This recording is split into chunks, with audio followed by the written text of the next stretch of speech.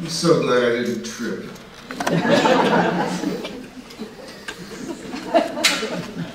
I want to begin by thanking the important people, the people in my workshop. They were just amazing, and they wrote in the room. We all wrote in the room, and I got outwritten 4 out of 5 days. Maybe 5 out of 5, I'm not sure. But it was a great, great pleasure to spend 15 hours with you. 16, actually. Who's counting? Also, my intern, Ryan Favata, who had to leave early and was riding the train back up to wherever he lives, which is north of us. And in the rainstorm, the train fell off the track, and a number of people were injured, but he's all right. And apparently all the other people are all right. The injuries are not bad. Of course, Miles and Susan and Lorraine and all the rest of the staff, the people who make this thing happen, it's really a remarkable festival. It's all about poetry. Wow. And also, it's a great pleasure and a great honor to read with Molly. Thank you.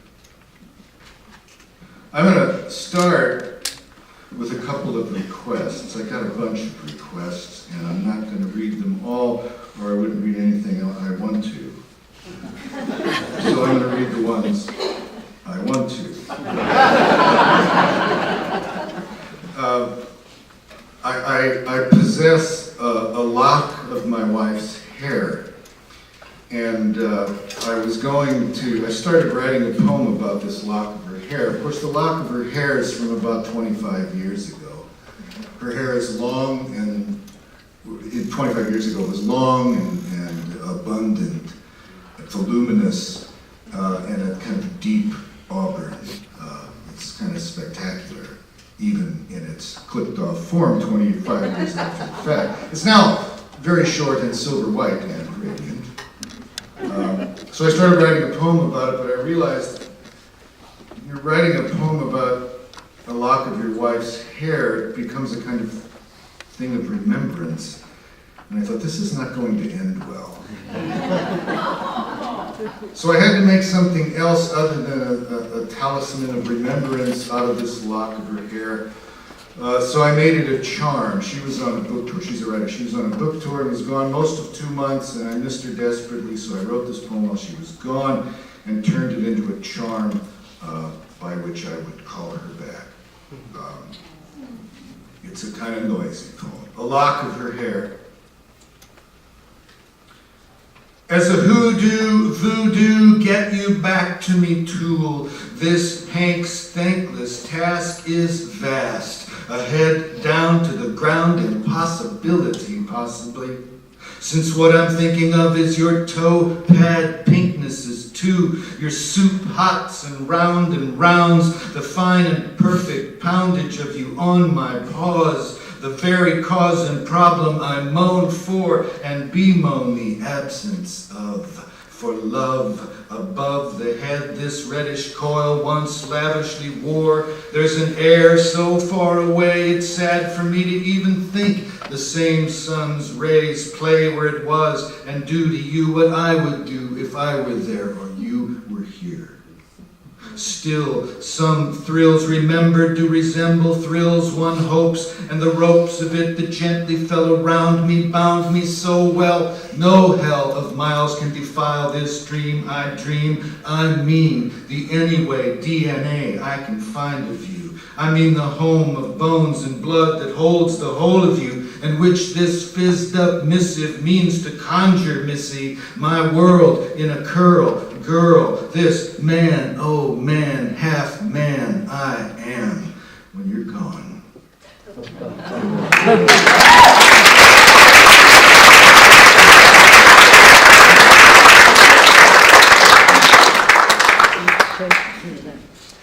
Thank you. You realize if you don't applaud one of these poems, it's going to crush me now.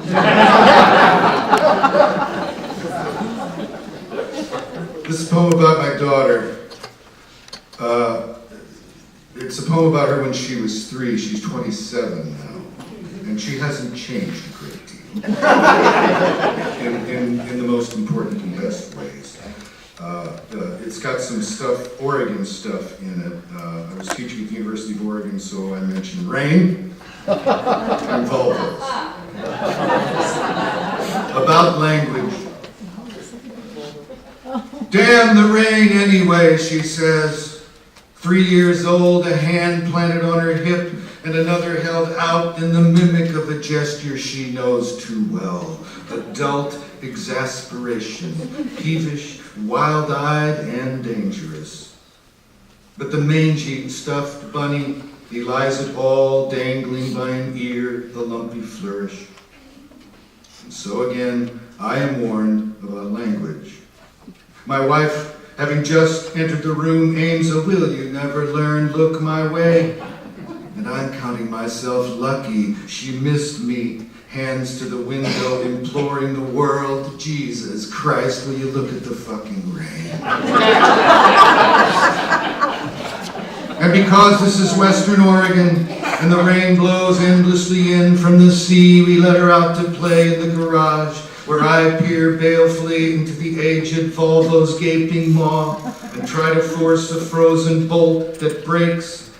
My knuckles mashed into the alternator's fins, bejeweling themselves with blood and grease. And what stops my rail against the Swedes, my invective against car salesmen, my string of obscenities concerning the obscenity of money, is less her softly singing presence there than my head slamming into the tired, sagging hood. I'm checking for blood when I feel her touch my leg. What tool is this, Daddy? She's asking, holding a pliers by the business end. Then what tool is this?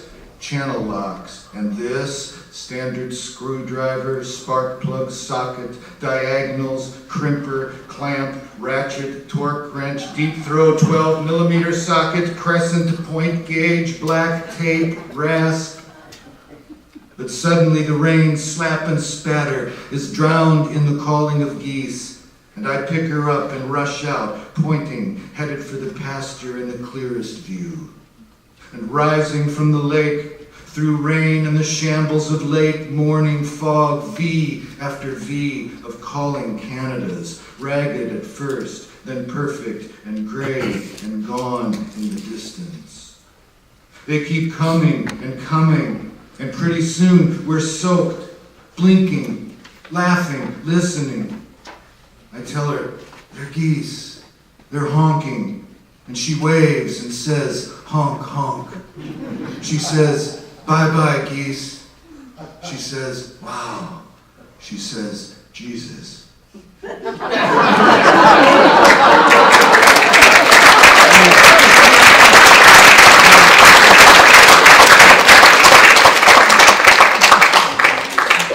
I also promised my class that I would read a dead deer poem. If there is a bard of dead deer, I'm it. This is a new one. I read about dead deer a lot because I live among a lot of deer, and they die. And they're a lot easier to walk up to when they're dead. This one's called Frozen Fawn. Funny, by which I mean mysterious or eerie, the way I just happened to look out the western window of my shack at exactly the moment the morning sun, via the same opening in the heavy brush I glanced through, made the carcass shine unmistakably in the shape of what it was. Still, I approached slowly and arrived to see it was entirely covered by frost, the same poor frost that covers everything today. For some reason, I removed my glove before I touch it, my warm fingertips melting away the death call and revealing the spots it still wears. Born too early to survive, born too late to survive this too early cold. It is curled in the posture of sleep it must have assumed last night. Next to it, the dark, unfrosted spots, spot where its mother would have lain, and rose from in the first early light, then walked away into the world as she must. Let me not, I think to myself, impose my easy anthropomorphic bullshit upon you, little one. Your mother, covered so late, may have been the lucky one here, what with cold and hunger everywhere around and within her. And yet I sit where she lay last night for a long time, and stroke all the frost from your body until you seem more alive and more asleep than ever. It's true, you are frozen to the ground, and also true the coyotes will find you soon. At least I confess I hope they do. Otherwise, I'll have to lever you up with a shovel, stuff you in a burlap sack, or load you in a wheelbarrow and take you off somewhere. They will. Somewhere where the coming thaw will not afflict me with your decomposition. It's barely December. Winter, by the myth of the human calendar, has yet to begin. But for now that you're dressed and presented like a child in a coffin, I'll leave you here and look from my window from time to time, today and tomorrow, and note, while the cold lasts, the restitching of the frosty winding sheet around you, and probably hear some coming night the coyotes set up their celebratory howls at finding you, and I'll feel, well, what, I wonder? It would be yet another kind of anthropomorphic bullshit to imagine your mother did not mourn when she left you at first light. Let me be as sad as she must have been, and let me go as she did into the world again, bereaved, but also cold, and beginning to be a little hungry, in search of what sustains us.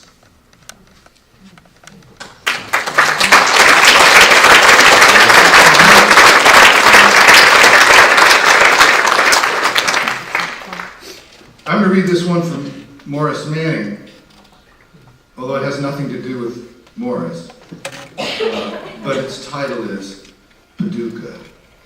And it's a poem from my father. My father died, next week he will have been dead 6 months. He died at 92. He suffered for the last decade of his life with Parkinson's disease. And this is about a visit I made to him almost a year ago in March. Paducah. As though from only within the gaps, the circular enclosures, interstices, staves, and serifs of 20-odd letters or so.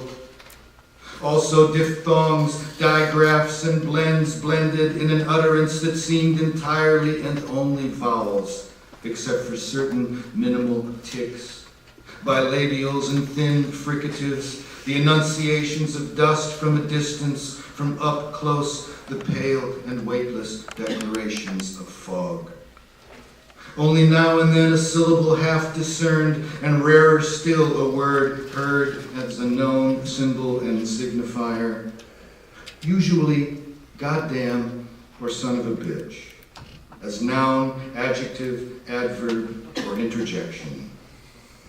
He was telling us, or himself, a story, a narrative certain inflections of which suggested one of us ought to nod or respond with our own interjection, with a wow, a really, a then what, or a what then. Although eventually, his attention as he spoke lit upon the back of his own left hand, and it seemed the son of a bitch in question was that very goddamn appendage. It was the color of a scab beneath the thin skin he'd wrapped against the wall in a recent fall. A series of long oohs and uhs, then a diphthong oi, all of which were interlarded with vaporous, unboned, mostly horizontal, unlipped and toothless whisper thin phantoms of consonants, as though what we heard were the spaces between the cars of a passing train, like the one he carried me up to 60 years ago, in order that I might reach out with him to touch as lightly as possible each passing freight car, bound southeast from St. Louis, perhaps for a town in Kentucky whose name consisted entirely of vowels.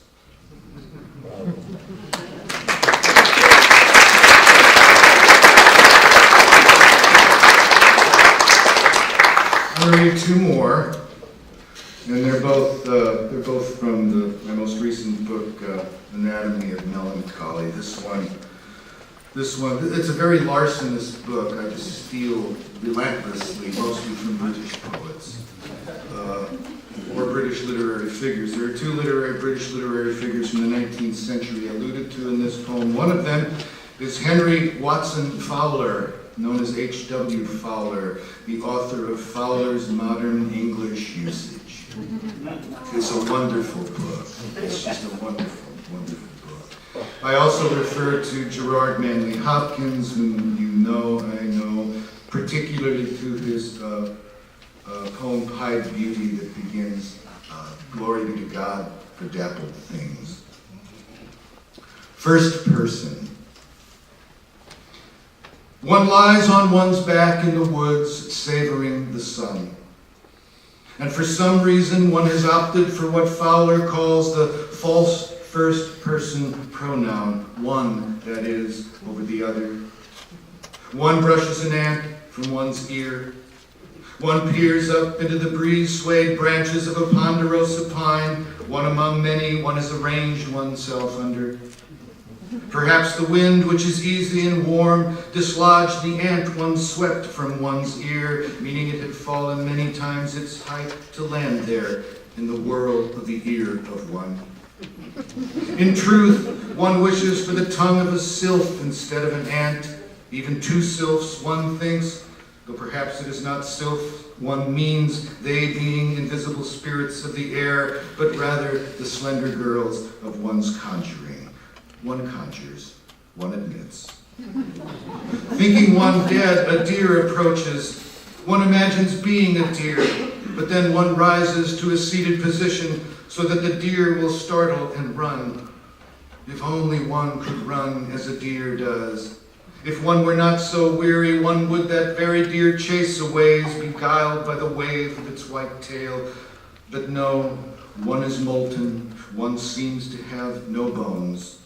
One shall not run, not now, nor even rise. Instead, one shall subside to one's supine pose, and by the sun, through the needles of the tree, be dappled. Though, of course, one should avoid the word dappled. One knows this. There's something about the sun and the sway of the shadows makes one larcenous as well as slothful. And as one acknowledges one's Hopkinsian trespass, one notes perhaps the same sort of finch spoken of in his poem, and sees one's borrowing his praise of the finch, that is. Although it dawns on one that this particular finch is an American goldfinch, and decides one's praise is for him instead, the poet. One feels literary and elusive then. It seems one's time upon one's back in the woods is not wasted after all. There is the squeegee, squeegee, squeegee, squeegee song of the goldfinch. One is delighted by the 19 E's in the preceding line, not one of which has been written. Since one is reclined under the trees with none of the usual writing implements, one counts them in one's head and upon one's fingers instead. One's 1965 Book of the Month Club edition of Fowler's Modern English Usage delights one also, though it is a quarter mile away and stamped with the name and address of a dead woman one knew once. One knew her and she died, and one is glad to have known her, for she was droll and brilliant, although one wishes one had known her when she was young. Once one was young, but is no longer, though one still conjures as if one were sylphs, women, the too soon dead, the chaste and priestly poets of yore. Otherwise, one does not imagine one is certain of much. In fact, one is almost asleep, but then a hawk alights on a limb directly above, a rabbit in its talons. One's breath is held. One perceives the soul of the rabbit does not abide. One dares not move, even though one's face and white t-shirt will soon be dappled with the rabbit's blood. One imagines. One thinks of the one one loves and knows that she will startle to see one's bloody face and shirt. One will stand seemingly wounded and speak to her of wind and sun, the hawk and its prey, the finch and the deer, even fowler, all things whose beauty is past change. And the one one loves will not understand at first, when one insists that one must never be the last one to die.